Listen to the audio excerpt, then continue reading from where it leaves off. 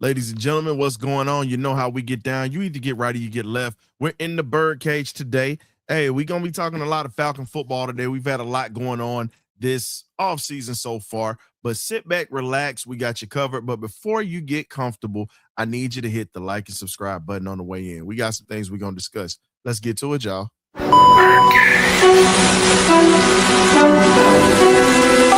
y'all, this is it.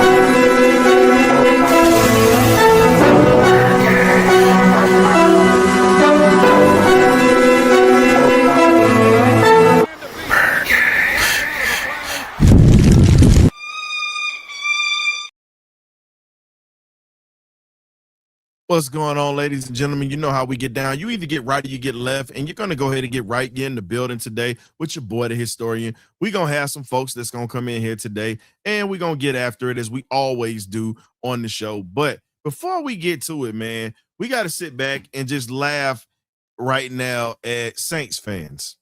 I know you've heard about it. There's a lot of New Orleans Saints fans saying that we're afraid to play the Saints, and we're trying to get them off the schedule. That's going to be the first thing that we're going to talk about tonight. I got to get to it. It's amazing to me how these fools really actually believe this.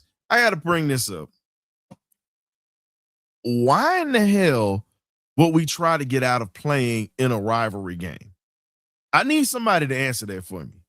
I really need somebody to answer this for me. See, I'm not even waiting. For those that are just getting in here, thank you for coming in here. We appreciate it. We love you. And definitely for those that are tuning in on X, we appreciate you guys for tapping in with us too. Man, all you can do is just sit back and laugh at this point. You got Saints fans that really believe that we're trying to get them off the schedule. I'm looking at trying to bring out the broom and just sweep you again.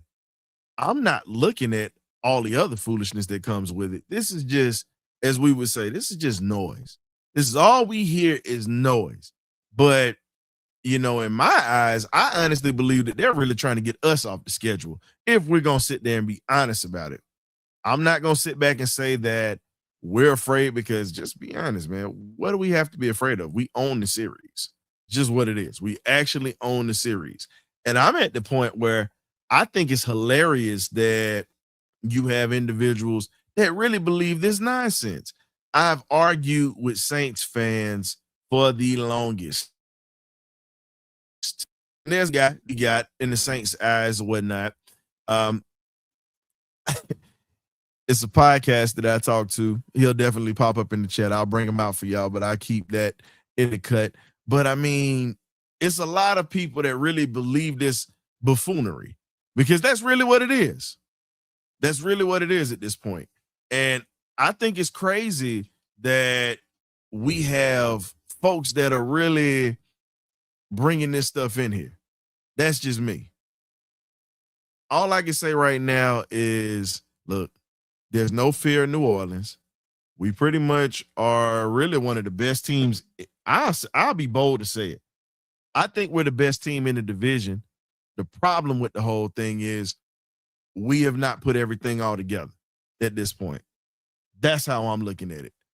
Best team in the division that hasn't put everything together, and we're still working on it. But it's just hilarious that you actually have people that really believe this. I'm not going to spend too much time on this, but what do y'all think in the chat? I really want to hear what you guys got to say about this when you talk about Saints fans really believing that Atlanta wants to get them off the schedule. I call, how can I put it? I'm going to say it just like this, man. It's pretty much like this.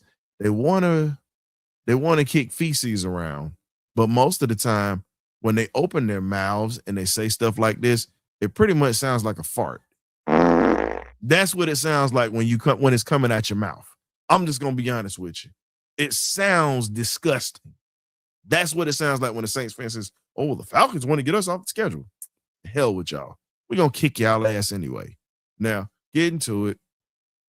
Definitely appreciate y'all for tapping in. Yeah, we got up in the prayers. Appreciate you, Jaden, coming through. Hey, look, we appreciate everybody coming through, but we got to keep personal stuff out of the chat.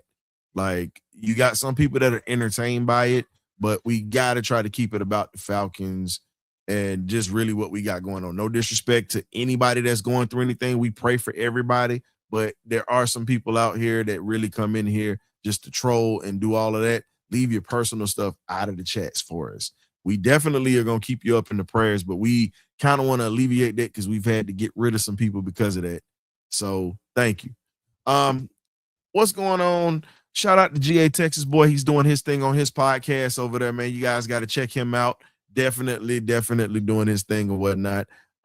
Shout out to my man Tyree, Jaden, Ron, and we got my man Mr. Ron Thomas in the building. Shout out to you guys over there at the eye test. But we're gonna get to it, man. So the next thing that we're going to talk about is this, folks.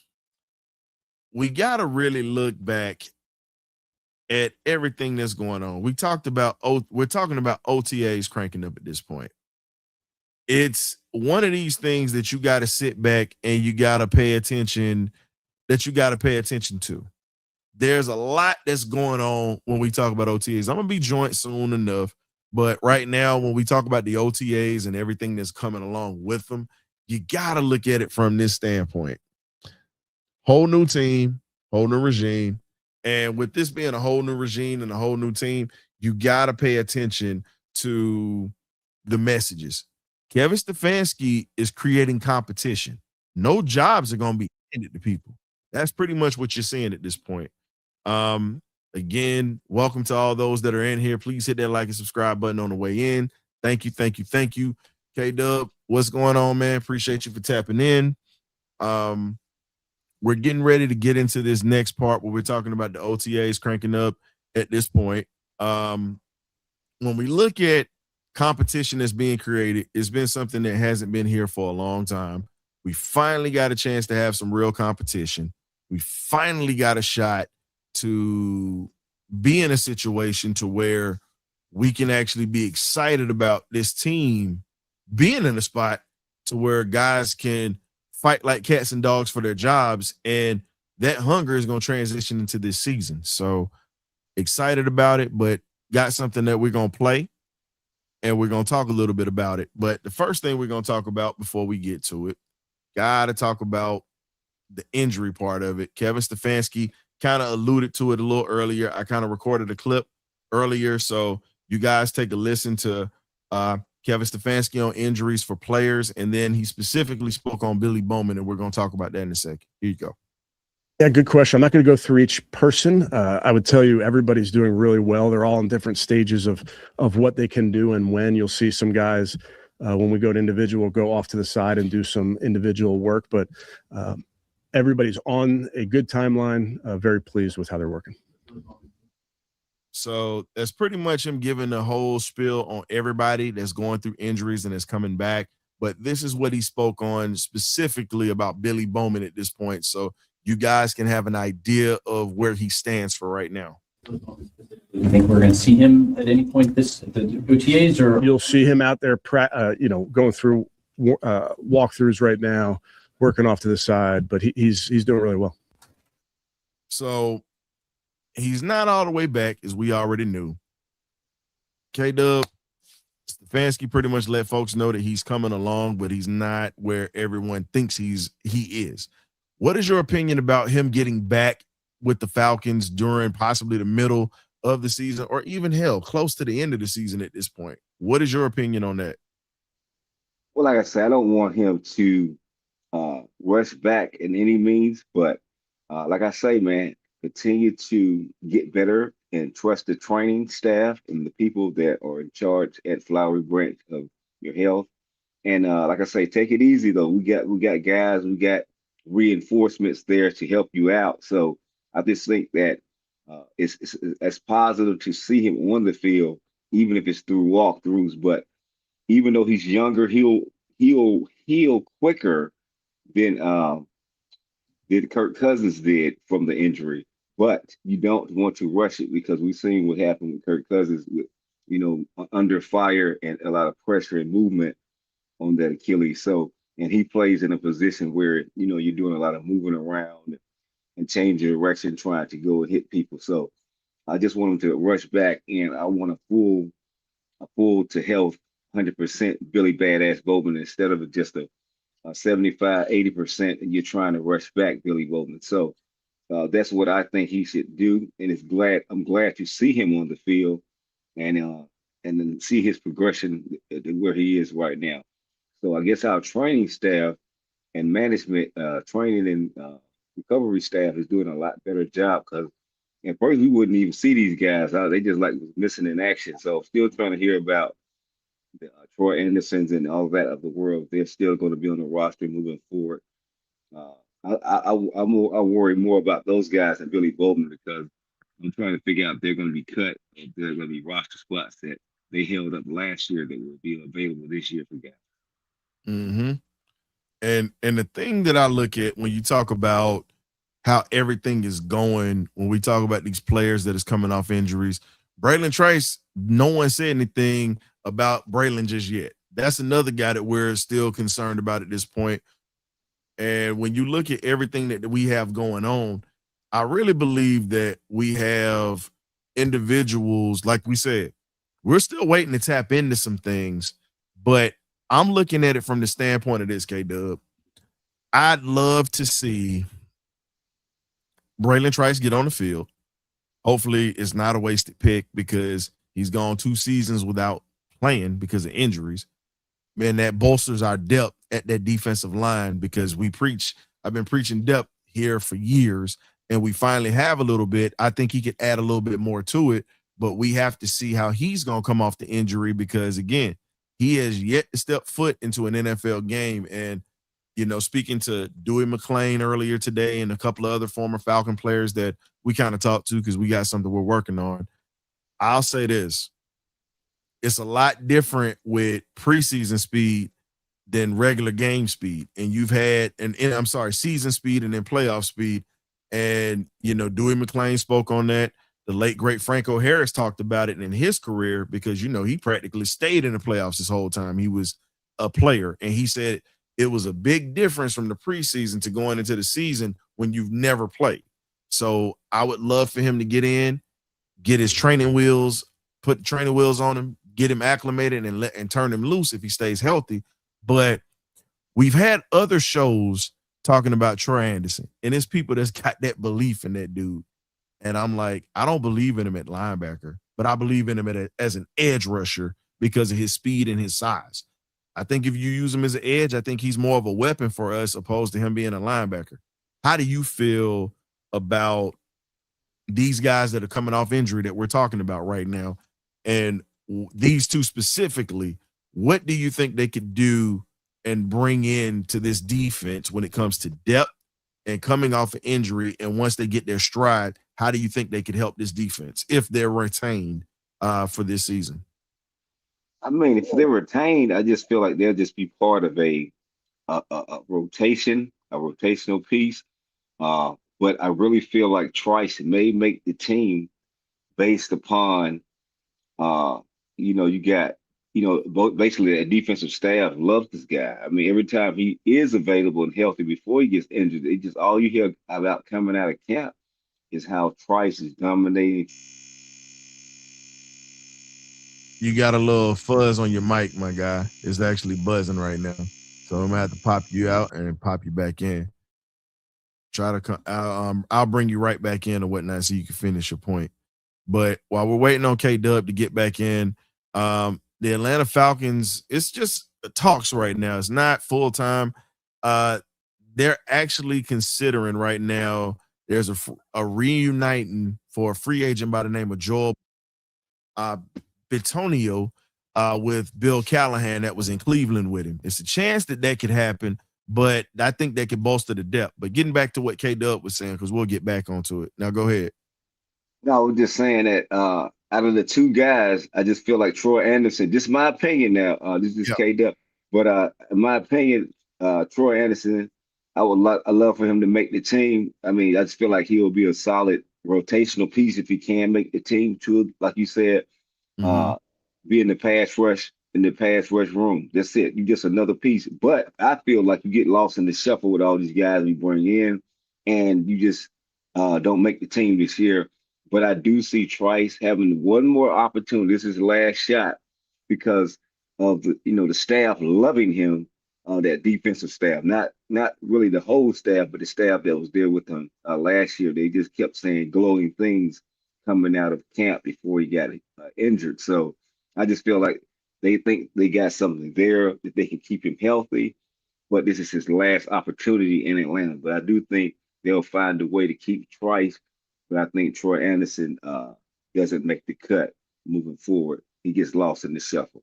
But if they do keep both of them, I feel like they're both rotational pieces out there on the field, and they'll also benefit and help us in every way possible.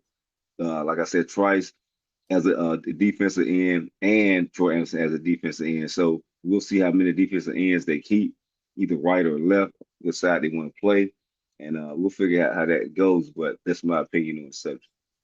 And I'm not even arguing with that because K Dub, you heard me say this since this dude has been here.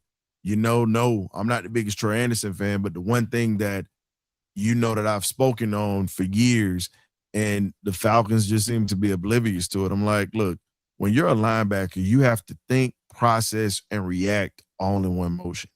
He's not a dumb football player because you can't be a quarterback if you're stupid, because you got to learn a playbook and learn all these adjustments and size. That ain't the problem. My issue is you got a guy that really never played linebacker before, and you can't just adjust to it that fast. It takes time. It takes years to learn that craft. I think as an edge rusher, like we're saying, with his size and his speed coming off the edge, if he doesn't over pursue plays, I think he could be a pain in the butt for many teams that would play against him. That's just my opinion on that. And I think he could help us out because we're going to be playing against a lot of teams that have guys that can come out of the backfield that can be dangerous too. And I think he could run with some of those running backs. Because remember, you got to remember, ETN's big brother ended up leaving Jackson. Well, he pretty much got traded from Jacksonville to New Orleans. So now you have another ETN brother in the division. We got to deal with one in Carolina. That's pretty, to me, I feel like he's the better of the two. And then you have to deal with the oldest brother now in the division playing in New Orleans. And I think that Troy Anderson could be the one that could possibly be someone who could be a run stopper for us, or at least cover these guys in the flats, in my opinion. That's if he's healthy.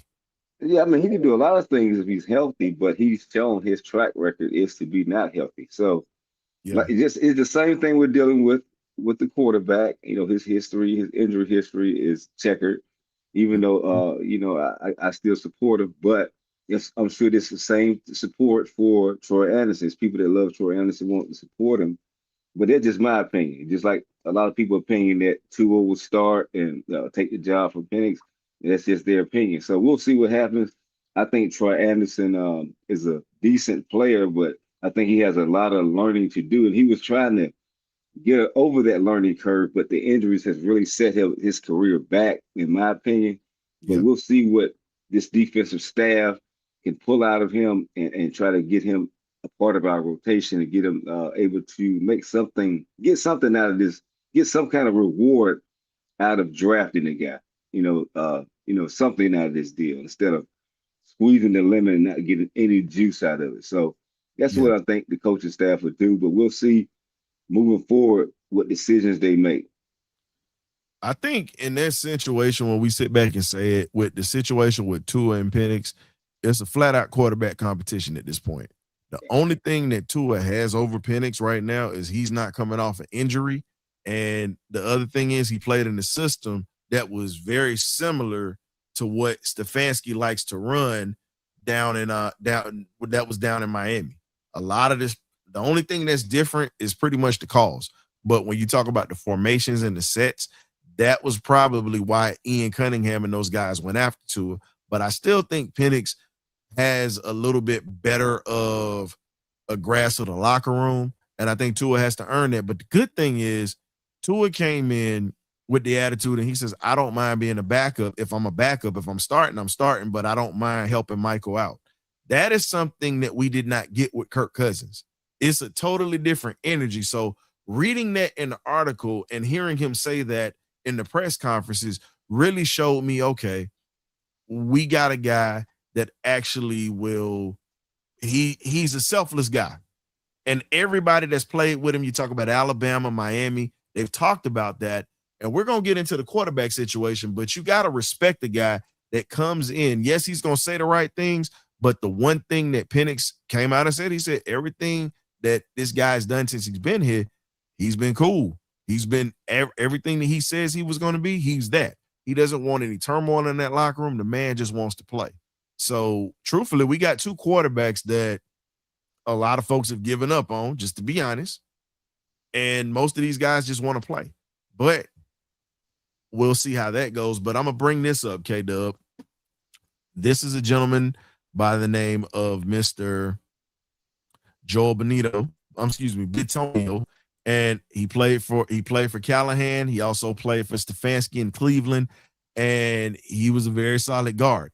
I feel as if you can't have enough offensive linemen as is, even though, yes, we have our starters, but we saw what happened when we had guys that got hurt.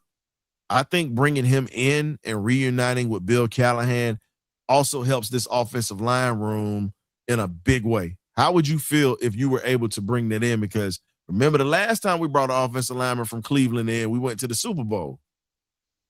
No, I'm all for improving that offensive line. So, I mean, that's one glaring hole and need that we need to improve. So, I like Joe Bitonio. If we can still got something left in the tank, I believe Bill Callahan can get it out of him. So, any improvement to the offensive line, I'm very welcome to. So, you have no complaints about me bringing somebody to the offensive line or to the secondary. Okay. I'm with you on that because I see it's a lot of progression that a lot of people are not talking about. You got some people in the chat was saying, we don't want him. We don't want to deal with this and blah, blah, blah. But here's the thing, folks. When you can have consistent play with offensive linemen, I think that is going to be one of the best things that you can have. And speaking of best things that you can have, man, shout out to Miss Lynn Jones. Appreciate the opportunity to come down to Jacksonville, Florida, rock the event. Got to talk to Josh Evans, who we're working on trying to get here, former Florida Gator safety and former NFL safety as well. And then you had Big Leon Searcy that we got to meet. And shout out to Chris, the reporter, and everyone that helped her put that on. Coach Liam Cohen in Jacksonville definitely showed up and showed out as he always does. And they had a lot of, and well, here's the funny thing. They had a lot of good things to say about Atlanta because I asked them questions. Josh Evans, I talked to him on the podcast live. But when you talk about Big Searcy, Chris the reporter, and I even asked Liam Cohen, he said, the thing about Atlanta is it's not the talent. Atlanta is loaded with talent all the way around. The issue is how can that talent be coached and not just being coached? How can that talent flourish under a brand new coach at this point? So looking at that, I honestly like what I heard from Coach. He talked about it. He loves the running game, of course. And here's the funny part, K-Dub. He said Coach Stefanski has the richest of tight ends in the room. Now, he actually said this himself. He said if he would have had a chance to get Joshua Simon, he would have. And he said that was a guy that was on his board, but they had other needs to address. And he said he says Kyle Pitts is the guy who you drafted. He's going to be here and performing. Hopefully he has a great season. That's what words of our coach. And the other thing that he said was Josh Simon, if he gets an opportunity, he will be a great player in this league if he gets an opportunity. And that was pretty much from a guy that's an NFL coach who put that out there. And I was like, well, damn, if you say this about this cat here, I really wonder what our coaches in the room are saying right now. Think about it. And they all network with each other. We can't hear you, bro. Your sound went out again. Yeah. So we'll bring him back. But looking at everything, what's going on, Ray? What's going on, Rich? Appreciate you guys for stopping through. Like I said, man, shout out to Miss Lynn Jones. Hold your head up. She had some merch out there. You know how it goes. She definitely made a big splash last January when the Jags lost in the playoffs, but she was there with it. So, K-Dub, you there? Yeah, I'm here. I'm very here. Hey, man, let's go ahead and get to it. Yeah, man. What was my question again? It threw me off on that. So, the question was this, because you know I've been preaching about Josh Simon and Raymond Collins.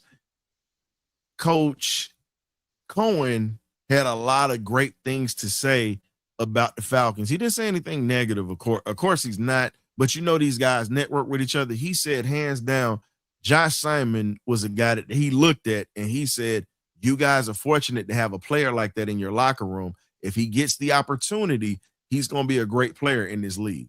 Now, that is coming from a guy who just went 14-2 and turned Baker Mayfield around as an OC. I'm glad he out of our division. I'm glad he's not in Tampa no more because he was the problem. I think he got a buttload of talent. But the key thing what Liam Cohen said was the fact that if he gets an opportunity, and exactly, will he get that here in Atlanta with Kyle Pitts and Hooper and all these guys, these established veterans in front of him?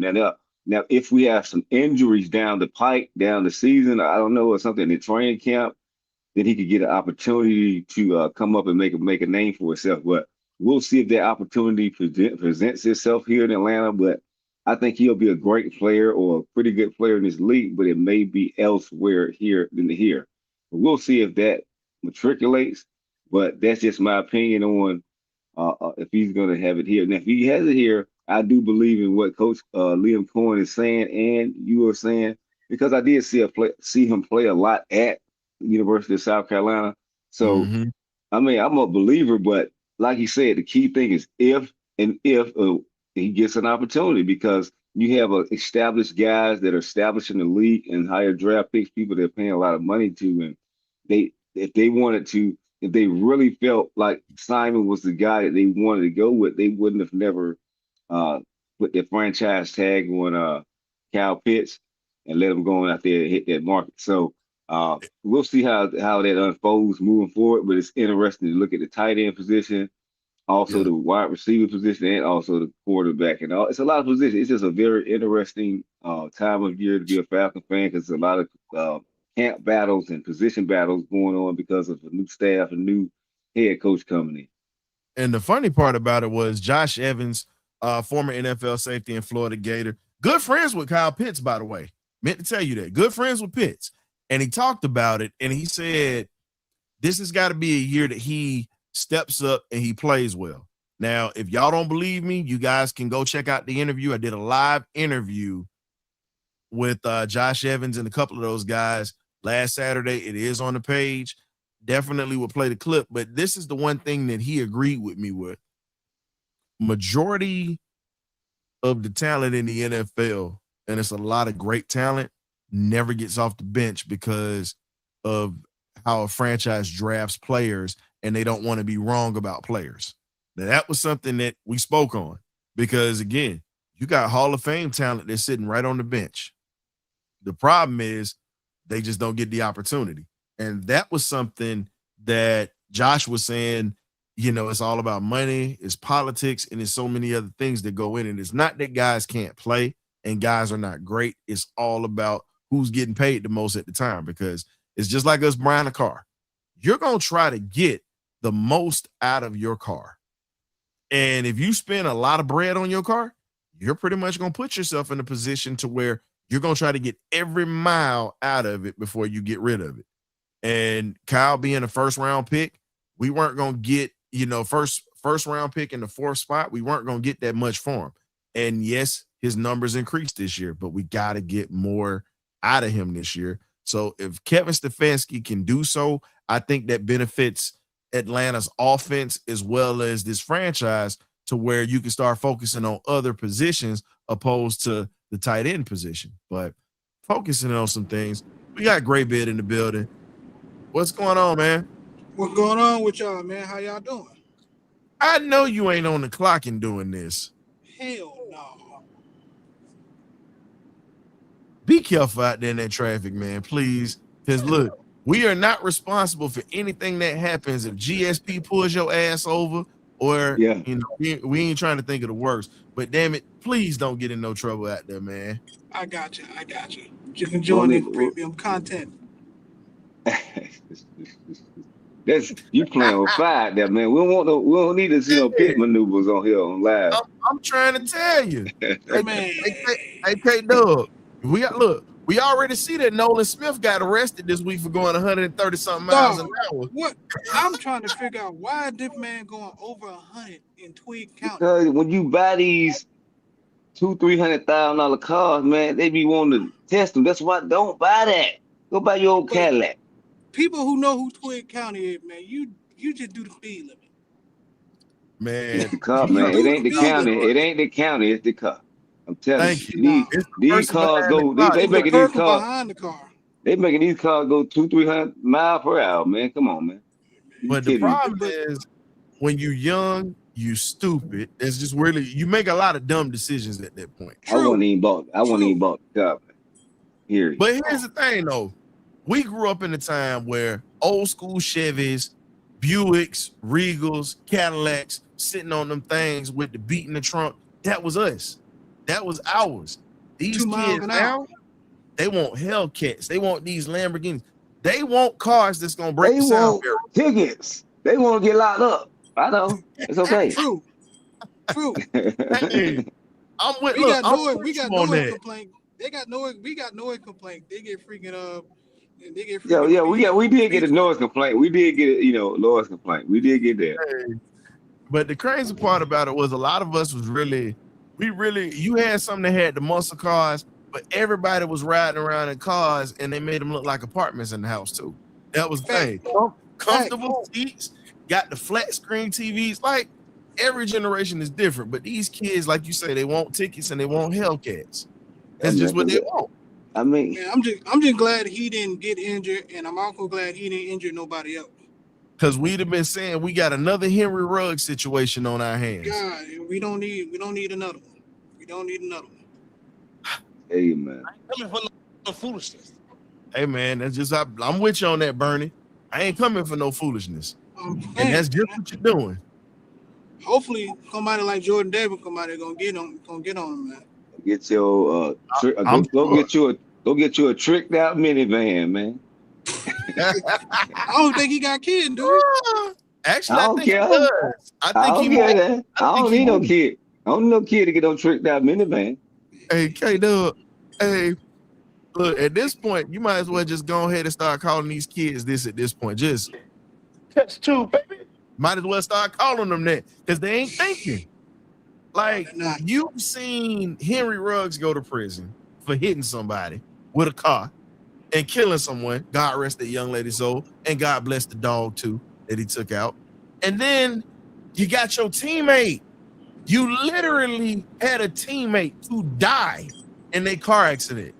For real. Rest in peace to Devin Willard, Big Willard. You watched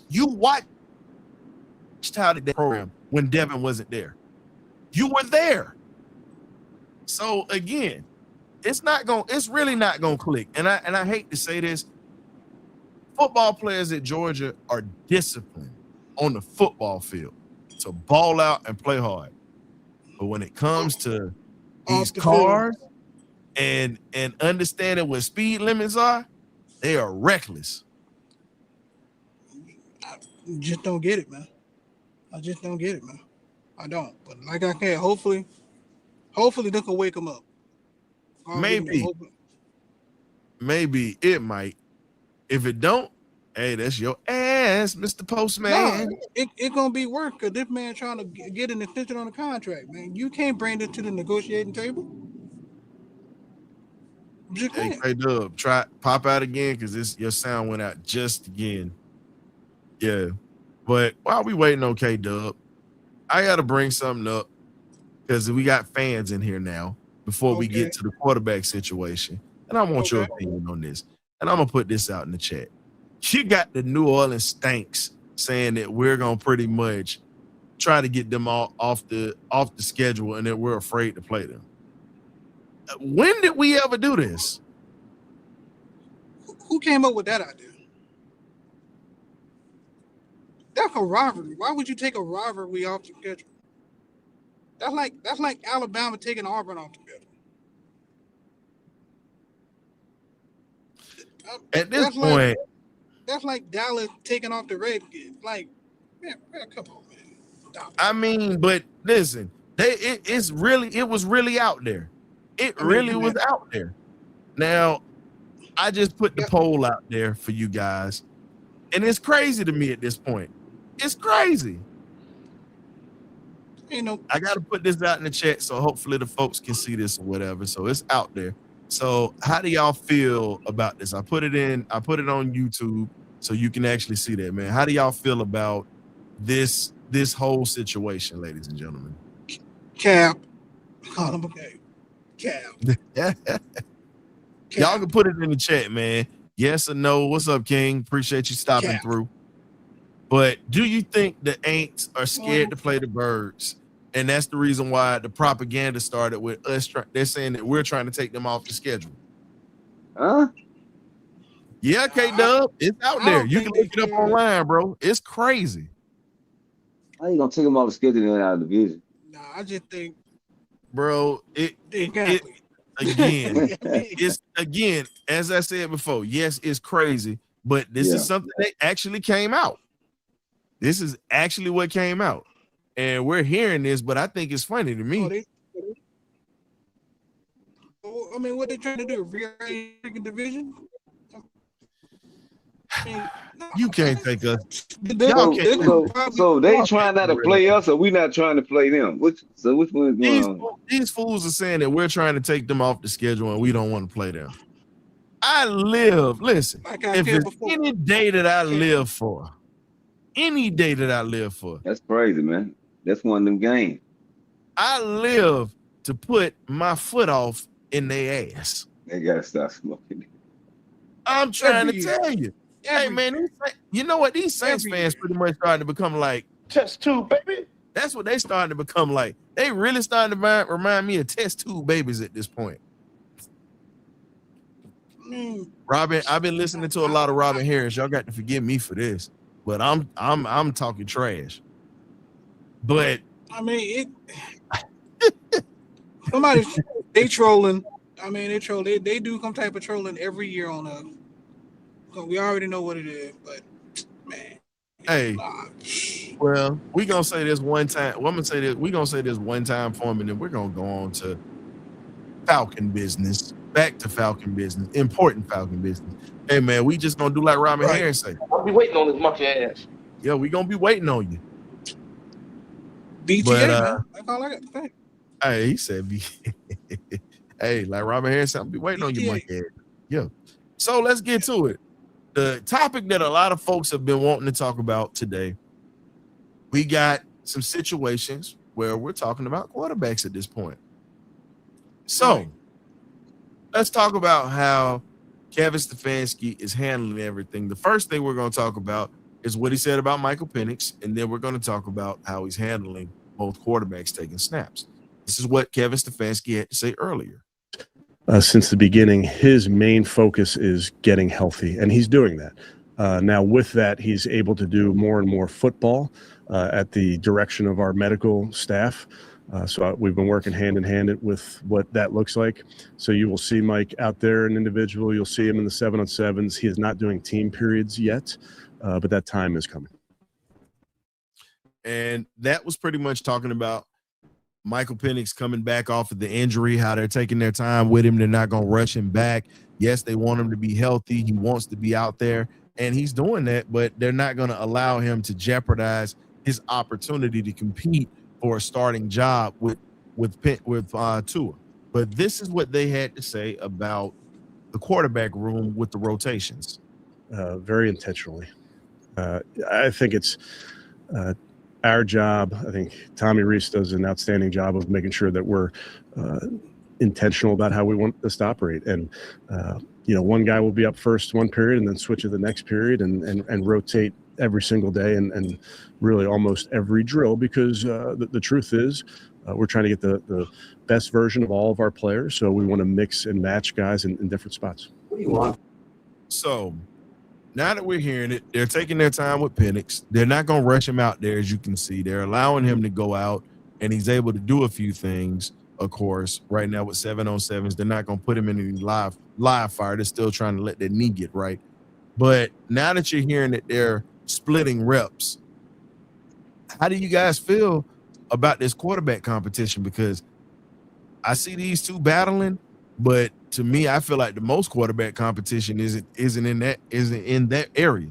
I believe it's in the backup side between Jack Strand and Trevor Siemian, because at this point, you have to hope that these two guys can be protected this season with the offensive line, because we've had struggles with pass protection, and we got to figure out who's going to be the next one up if nothing doesn't work. I believe that they're going to be okay, but I'm more concerned about the backups, because I think those two are going to battle it out, and I think the best man is going to win either way.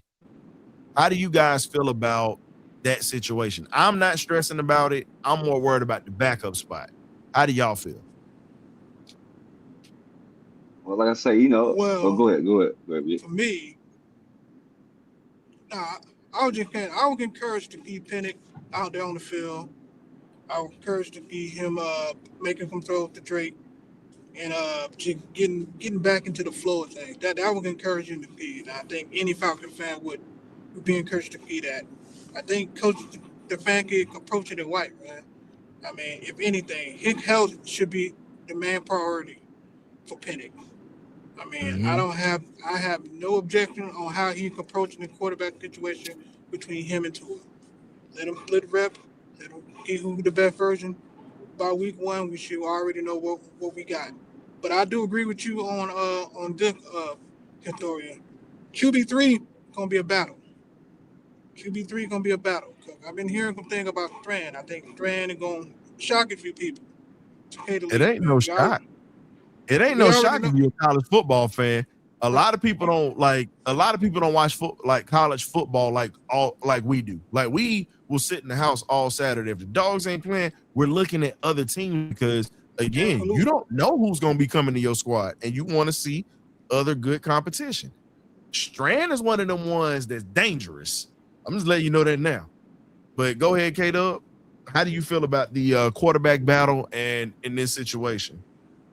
Well, like I say, I believe that, like I said, both quarterbacks are out there. It's rep for rep and stride for stride, man. Let's go.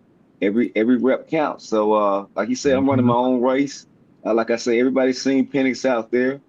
All the naysayers, man, look good. You know what I'm saying? So, let's go. And the battle is on. I may not be ready for contact yet, but I seen every rep that was out there. Everybody looking good, Tua looking good, Penix looking good. We got to see with live fire and training camp in week one when it starts. So the man said he'll be ready for week one. He looks good so far and so good. They know what side I reside on. So, hey, look, let's go. And here's the thing. I want to talk about the backup situation for a second. Go ahead. But on the backup situation, I believe it's going to be a contested battle. But in my true heart of hearts, I know he's a great story being out of D2, but I just really feel like He's a camp body. If he does make the team, it'll be on the practice squad. I just really don't see Jack Strand making his team. That's just my opinion, but that's just how K-Dub feels about it. I think Trevor Siemian has enough moxie and experience in his league. He'll hold down that third quarterback. I mean, hey, I hear you on that one, but the one thing that you can't teach a guy, that ball placement, how things go, because there's a lot of, and I don't even look at him as a story, because you can't just, it's hard to put up numbers on any level. It's hard to do that, and especially at that quarterback spot, because again, from what Daniel Flick talked about, and shout out to Smitty and A1 and those boys over there, they had him on last night, and he talked about it, and he said Jack Strand has come in and he already done made noise to where he got Tommy Reese and them boys looking at him like he might be the guy that's for the third spot. And then earlier today, I spoke with, by the way, shout out to Dewey McClain, one of the heartbeats of the Grits Blitz defense. Definitely one of the guys who rock with us. We got a little something that we're working on for next season or whatnot. Y'all stay tuned for it. That's going to be probably coming out next week. We got some more info for you. But Dewey was out there at training camp. You know, he talked about the kid Kendall or whatnot. He's pretty much related to him from what I found out. That was why he was talking to him. But outside of that, he talked about the quarterback spot because he said he was able to look at some things. And he said, okay, Penix and Tour, you know, they're ripping it across the yard. You know, everybody looks good right now with throwing it. And he said it about Jack Strand. He said the thing that he was impressed about the young guy, because a lot of people are going to overlook him, is how fast he processes defenses and how he can just put the ball on the rope and literally put it on you. So, and the difference is he's a little bit bigger, because even Dewey said it. He said the kid got a body like an outside linebacker. And that right there said enough to me, because I'm like, damn. So you got a big body guy who can throw it, who's accurate, but we got to see what he's like when he gets in live fire, because we've seen Tua, we've seen Penix, we've seen Trevor Siemian. So I'm listening to a guy that used to have to study quarterbacks and used to have to go up against quarterbacks all the time. And I'm going to take his word for it, but I want to see him in live fire, just like Dewey was saying. He wants to see him in live fire to make sure that it's just not, how would we say, shorts and T-shirts exercise. That's what he was saying. Right. So shout out to Dewey McClain. Appreciate you hollering at me today and giving me a couple of nuggets on the defense today as well. But, you know, we're speaking on the offense. But that's pretty much what we have for this situation here when we talk about offense. I think the next thing that we got to talk about right now defensively, Jesse Bates. Got to talk about Bankhead. Right now, he's in a great spot to start because Bowman is still coming out and he wants to retire Falcon, and I'd love to keep him here. But the thing is, you're not going to pay him. Let's just be honest on that. You got Bijan to pay. You're still trying to figure out if you're going to pay Pitts, and then you got Drake London that you're going to have to pay. So, and then you're going to have a defensive player too that you're going to have to pay. So at this point, I believe that Bates might be out the door, you know, once Bowman gets back healthy. That's just my opinion on that. How do y'all feel about it?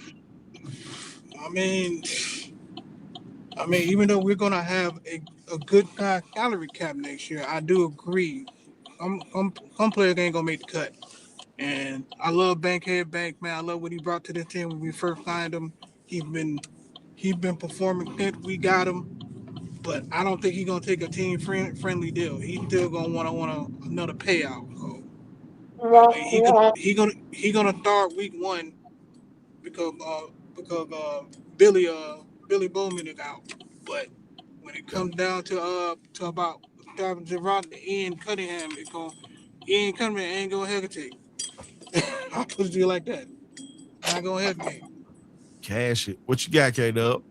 I just feel like he makes it through the season. I don't think he gets traded or moved during the season. This may be his last season in Atlanta. But only time will tell. I think that's what we're doing, drafting all these guys that can play most positions on the back end. And we're basically trying to basically get his replacement here without him even knowing it. And That's my opinion on it. It'll be great. You did have some good seasons. Hopefully we can go win it all this year and your last year, but we'll see how that goes. But I think he gave us some great seasons during our time of transition from a piss poor team to trying to get to be a playoff. now there's a young man that's out here. He's an undrafted free agent. He plays linebacker, but he can also play safety. He's a bit of a tweener.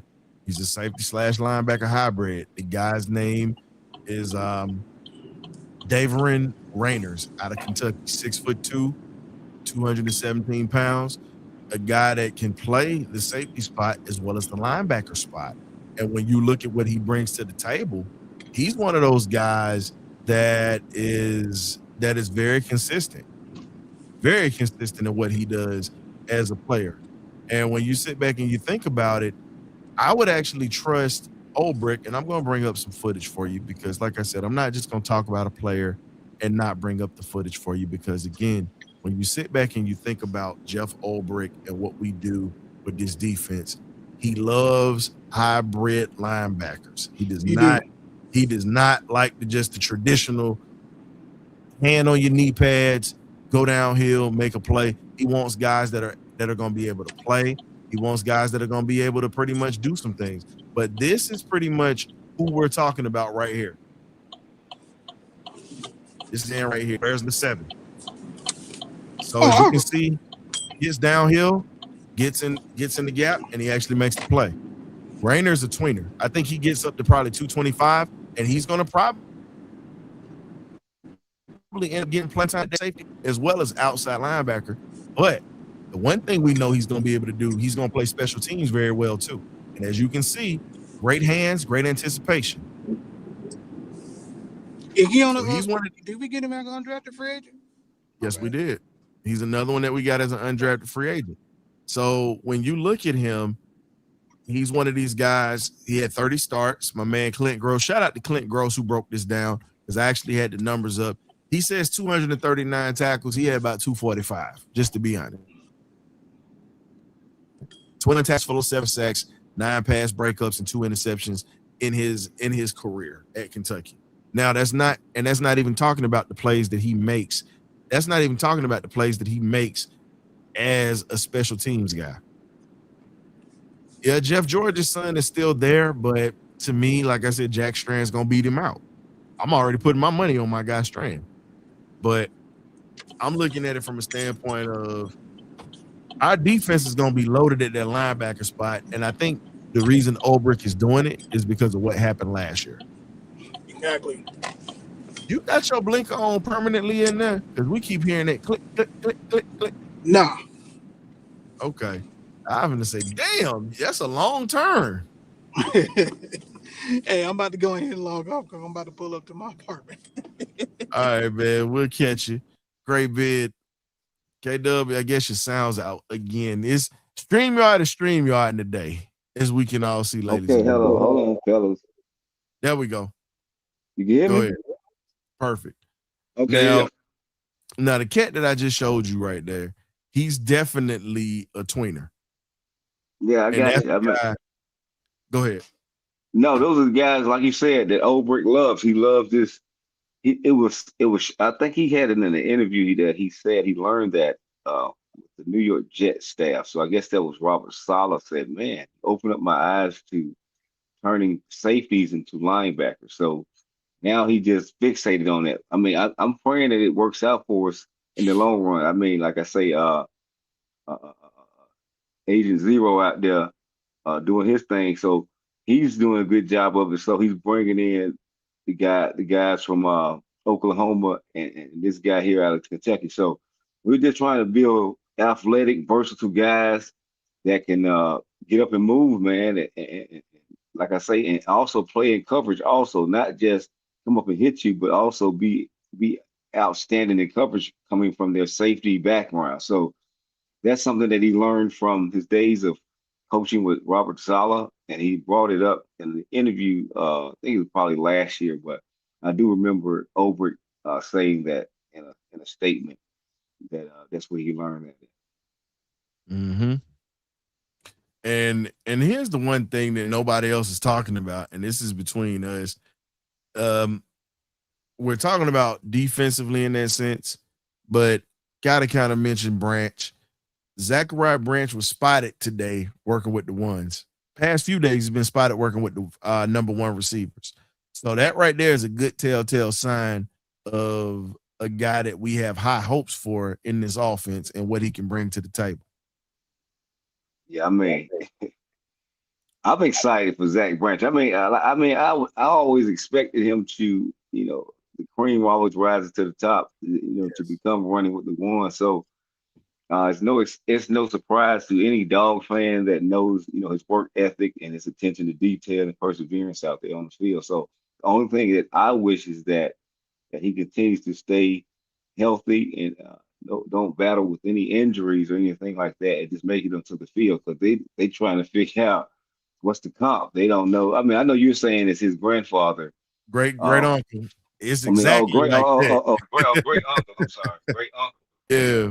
I mean, but a lot of people, when you hear them, different people are trying to figure out a comp.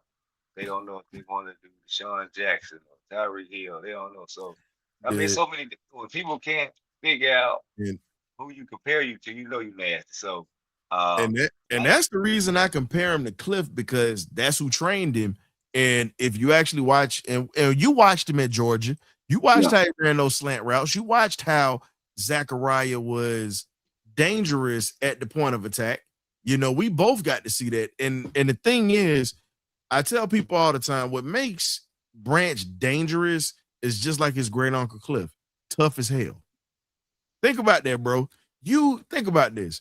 Cliff had to go against Jack Tatum, George Atkinson, who was supposed to be on the BirdCage. Rest in peace to Mr. Atkinson, as well as Jack Tatum.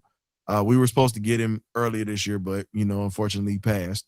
But we were able to get him some artwork, which he did love. And that was pretty cool to get the compliment on that. And then you had Hall of Fame corner Willie Brown on one side, and then you used to go against Skip Thomas, and then going against a true shutdown corner with Lester Hayes and then Mike Haynes. And you just sit back and you think about that, and he was outrunning guys like Darryl Green, who got a gold jacket. So I sit back and I look at, yes, it was a different era, and to be honest, K-Dub, he was ahead of his time. That's the crazy part, because if you look at the smaller receivers that was doing what he was doing, they all got to tip their cap to Mr. Branch, because he was tough going against them old Steelers and all those teams that were nasty. But I'm a bring up something for you guys, because I want you guys to see it. I definitely want you guys to see it. We're gonna show you two types of pretty much two types of routes or whatnot. And this is something I want you guys to see. And I'm gonna show you guys this with Zach Branch too, but I got to show you Cliff first, and then I'm gonna show you then I'm gonna show you Zach when he ran his slant route, and you really see the similarities with both of these guys. So I'm gonna go ahead and play this for you, just waiting for this to come up. And K-Dub, this is what makes it even better. I get to show it against the New Orleans Stanks. That's the best part about this. Spare you. Receiver touches it. I'm glad you told me that. That works. Looks like Michelle's lined up in the backfield. It's a new rule. Complete. Cliff Branch, and what a move. Goodbye. Oh, catch him. Goodbye. There are no flags down. Is that wild? That happened fast. Now you see that. Now, yeah, it's blurry because it's old or whatnot, but that's his great uncle, Cliff. Cliff is a 3-time Super Bowl champ, and I'll give you this. Now, when you see what he did against Tennessee and you really see the movement, I literally want you guys to check out the slant route that he ran, and it'll tell you enough. And when you sit back and you look at the speed and what he does with it, it goes to another level. So here you go. They're all coming. Ball quickly to the perimeter. Branch has a crease. Zach Branch in a front race. They will catch him. Georgia on a third. So when you look at it, now, in your opinion, K-Dub, because I got more footage, I'm going to put some stuff together. In your opinion, when you sit back and you look at, and that's just the slant routes that they're running them on. We're not showing that they're running running quick slants, or we're not showing them that they're running dig routes. We're not showing them running post corners and things of that sort. What do you see that was very similar with those two with that twitch? The jump cut. and Hey, the speed, the jump cut and the speed. Get out of there. Get out of there. And here's the thing. We've lacked that in this offense since Taylor Gabriel left. Yeah. It's scary. It's scary. Like and for Falcon fans, I don't want to lose my Falcon fans. I'll compare him to Taylor Gabriel, ladies and gentlemen. His hands are a little bit better than Gabriel's, but he's exactly like his Uncle Cliff. And the scary part about it was Cliff trained him. That's the scary part, bro. Trained him and his brother. I think we might get Zion. I think we might have another brother coming to Georgia next year. Coming to Atlanta next year with Zion if he actually does well in that secondary, if you want to be honest, bro. I see that. I can see that too. I mean, he was just so excited, and then they showed another behind the scene piece. I think today it came out. They showed a lot of what was going on behind the scenes in the war room, and they were very excited on bringing the brother family together, baby and AJ. So they probably be welcome to do it again, especially if they have success this season. Both of those brothers playing together, that will open up the door for Zion. Yeah. Also be a part of that defense. And he's also a safety, so you're trying to move off from Jesse Bates. So you just never know, man. So we're trying to find more replacements in that safety back end. And that's something that we sit back and we talk about with that secondary. I think his brother would be a guy that you got to talk about. And what's scary about that is his brother also is a hitter too. That's the other thing that nobody talks about now. We know about it at Georgia, but he also was a leading tackler when he was at USC at that time. So when we sit back and you think about it, it's crazy to think how genetics are. Maybe AJ Terrell's little brother comes in and does well here. But again, when we talk about it, it's one of those guys that you just sit back and you just say, well, damn. It's very dangerous when you sit back and you just think about how a guy literally can make you look crazy. Yeah, man. And what's special, man? The key thing, the only thing that can stop Zachariah right now is injuries. Is it? He stay on the field, he gonna make something happen, man. He gonna make some special things happen. He's gonna free up a lot of our offense with that guy. And so what I'm gonna do for you, I'm gonna let you see a little bit more footage of Zachariah, and then I'm gonna throw Cliff in there one more time, and then we gonna slide out of here. But I gotta show some more footage because it was just something. It's something that just told me just go ahead and give the people a little bit more, just a little bit more, because some guys only know the slant route and they don't know anything else. But I gotta put this out here. But this is Zachariah right here. You can actually see him going off against Alabama, and then he goes off against Ole Miss as well. So now this thing wants to act up. Here we go. Sorry about that, ladies and gentlemen. Fair use, fair use, fair use. So here you go. Most people say that he doesn't run regular routes. There you go, back shoulder fade. As you can see that he catches. He uses his hands, gets separation, catches with his hands, not his body. Of course, you know the speed from the quick hit route. As you can see, hands, stop, bye. It's that jump. Get out of there. And this is something that we haven't had when you talk about shifty. You can't stop. See that you just can't coach that. That's just God-given ability. That's playing freeze tag in the house. I mean, in the neighborhood growing up. That's really what that is. And as you just saw the Tennessee touchdown, I'm gonna go ahead and go past that. And here's a pass when they say he can't go up and you want to see the toughness of Branch right here. Goes up between three defenders, knowing he's going to get hit, and he holds on to the football. There you go. Three Bama defenders. And he can catch the ball going across the middle, as you can see. That stop and start ridiculous. We ain't got nobody on our team can stop and start like that. So. And as you can see, he on can Bijan. On Bijan, that's it.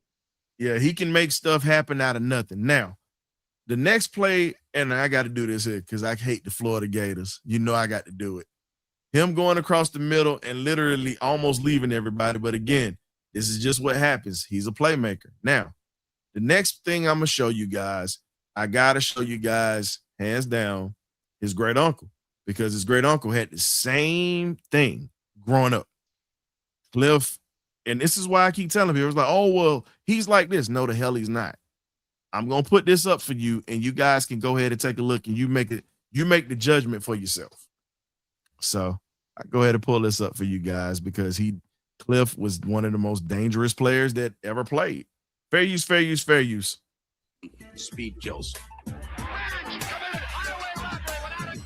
He's going to catch long bombs. He's not going to be catching the 4-yard outs or something like that. Cliff Branch is going long. Throwing a deep bomb, going to Branch against Livers. Livers knocks it down. Branch catches it. Touchdown, Raiders. It wasn't only the speed, it was also the ability to go get the ball.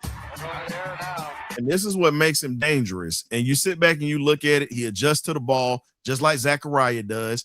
And then when you sit back and you pay attention to it, Cliff can just leave people with that God-given speed. Now, this was against Darryl Green, by the way. Yeah, one of the fastest men in the league, and they couldn't catch him, literally. So again, when you sit back and you look at what he can bring to the table, the speed is there. Hall of Fame corner, Mel Blount, left him. And he can high point the football. As you can see, he's pretty much strong, just like him. But again, the Raiders used him with the bomb, but I had to throw that in there for you guys. So when you look at that, Cliff was one of those guys that could change the game if he touched the ball, just like Branch. If he touches the ball, that's the money, man. He's looking to get 6. So, K-Dub, the more and more you look at the high points of the football, you looked at the slants, you looked at different things and watching them take shots. What do you see that's very similar to their games when it comes to catching the football? Like I say, I see the quick footwork and the speed, but I see more of his uncle, great uncle, going more deep routes. I'm not saying that Zachariah can't go deep, but I've seen more of him work the intermediate and across the middle. So I think his nephew is more shiftier, in my opinion, but he can't speak for Hall of Fame. So we'll see what happens. I feel like the genes are very good genes, and he'll be very good. But like I said, your great uncle's already in the Hall of Fame. So you gotta get like me, nephew. Yeah, you gotta get like Unc. I mean, I'm just saying. Nah, you're right. He gotta get like Unc, boy. I'll take that. If I'm Cliff Branch, that's what I'm telling him. Man, you gotta get like me, man. I mean, I already got my jacket. He's trying to get in. Exactly. God rest his uncle's soul when you talk about Hall of Famer. And the thing was, and like I said, they showed most of his stuff where he was actually going above. And it's crazy to think that when you talk about the type of talent that runs in their family, that's scary to think about. That's scary. And I'm just glad we got him. And with Penix, think about this, K-Dub. With Penix, if he beats out Tua and he can throw, Penix got a rocket for an arm. He can put it down the field. You see what that speed looks like. We saw what that speed looked like at Georgia. Can you imagine Penix going deep and Branch is literally running wide open, just like great uncle? I mean, this is the kind of receiver that he was missing in his offense. Somebody that can go and get deep with that type of speed. So agreed. You can see the best of Penix because that's the type of ball he likes to throw. He's not a fan. He can throw, I'm sure he can throw over the middle and intermediate throws, but that's things he got to work on. But he's a natural deep thrower of the football. So, and that's something that Tua doesn't do well. So like he don't throw it deep well. He throws it well intermediate. So it's like, we'll see how this battle goes out. The only time we saw Tua throw a damn deep ball is when we lost a national championship to that son of a gun. That's the only time we seen that. And we ain't seen him throw one in perfect sense. Yeah, I mean, that was a very good ball he threw, but he don't throw it regularly. Yeah, it's not consistent. Yeah, but most of the time, but the thing about Tua, and I got to give him this, when he was at Bama and he had time to throw, he could throw one of the prettiest spirals. I got to give him that. Yeah, he got very good product placement. I give him that. He got very good product placement with the football. In Miami, he couldn't really stand in the pocket to set his feet to throw it because 2 times in this, and I got to give him this, and I'm not a Tua fan, but I got to call a spade a spade. 2 times in his career, he was slated to be the comeback player of the year twice. And when they gave him an offensive line, he started picking everybody apart, and he was able to go to the playoffs. But again, that offensive line was worse than what ours was, to be honest. He got hit more than Penix and those boys in the past couple of years. That's why his fingers was throwing gang signs. No, I mean, I want our offense. I think we're slowly and quietly changing that offensive line because of the guys that Bill Callahan is bringing in or trying to bring in. I believe he's slowly turning this offensive line around. I think he really, truly did not like this offensive line when he got here. But you have to move strategically and maneuver in ways where you can, you don't want to upset certain people. But I think he slowly and quietly will change his line around. So I think he wants to get bigger, stronger, and more stout up there up front, and things that he wants to do. Guys that can move also and be big. So this is going to be a very trying year for what's his guard name? Bergeron. What's the All Pro? You got Chris Lindstrom. Yeah, and then there you go, Lindstrom. It's going to be a very telltale year for Lindstrom. Even though he's a perennial Pro Bowler, they're going to ask him to do some things that he's not used to doing. So I want to see if he makes a Pro Bowl again this year with the new offensive line coach that he has and things they're going to ask him to do, which is not very familiar to him that he's done.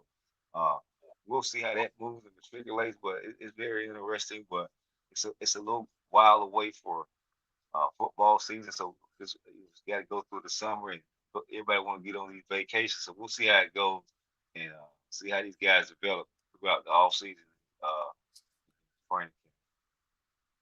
Yeah. So the Braves is out here up 8-3. If you guys, we appreciate you for tuning in with us. We're getting ready to shut it down. It's the 9th inning. You might be able to catch a little bit over there. It's the top of the 9th inning. 8-3 Braves up with 1 out. We're getting ready to shut it down. You might want to tap into our boy Larry Dixon, the Dixon Way. He's calling the game right now. If he wasn't, he'd be in the chat or he'd be in here talking ball with us right now. So shout out to Larry Dixon doing his thing, all Atlanta sports, and even his wife's lousy stinking Gators. And also, rest in peace to Mr. Kyle Busch, passed away at the age of 40 years old. If you're a NASCAR fan, literally today, 41 years old. So, like I said, life's short. Enjoy the time that you have with people that's around, because tomorrow's not promised, as you can see, even for the immortals that are legendary athletes. So for myself, K-Dub, appreciate you tapping in. And everybody that's in the chat, we definitely appreciate you tapping in. And also, again, shout out to Miss Lynn Jones. Appreciate the merch. Hold your head up, as you always say. Got to bring some positive out here, and really definitely shout out to Duval County for showing the love to the BirdCage this weekend at the Lynn Jones Experience. We definitely are going to be doing that again with Miss Jones, Big Cersei, Chris the reporter, talk about Mr. Josh Evans, who actually gave us an interview. We're going to shout him out too. And also shout out to the fans, man. We got something coming. We're going to be together this year for a party, but we got some more info that's going to be coming with that. So until then, y'all be blessed. Y'all stay up and enjoy the weekend. We'll catch you next time. Ghost.